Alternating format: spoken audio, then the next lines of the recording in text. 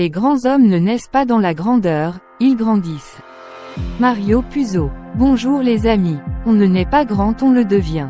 Au sens propre, être grand, c'est avoir la taille élevée, donc qui émerge, qui dépasse la moyenne. Par conséquent, les grands hommes peuvent voir plus loin que les autres. Ils voient en grand. Les grands hommes sont ceux qui voient avant les autres, qui les devancent. C'est l'homme en avance sur son temps, un visionnaire. Les grands hommes sont ceux dont les idées embrassent dans leur ampleur les tendances profondes d'une époque. Un grand homme influe sur la destinée d'un peuple, d'une communauté, voire du monde.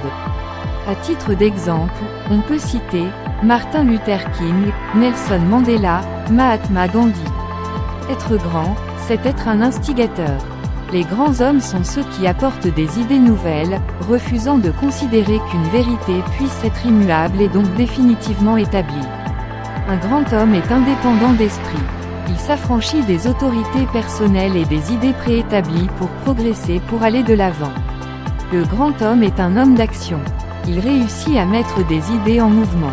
Le grand homme a vocation à rassembler, à diriger, à réunir les autres hommes sous ses idées.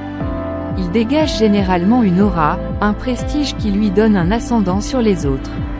Il possède un pouvoir, une influence sur les peuples. Les grands hommes sont ceux qui inspirent la foi, en s'investissant totalement dans la poursuite de leur but. Alors mon ami, deviens grand. Forge-toi une personnalité. Donne-toi une image de marque. Le processus pour devenir un grand homme demande un parcours rempli de victoires et d'échecs. Sache que c'est le prix à payer si tu veux réellement devenir grand. Bats-toi, impose-toi et deviens grand.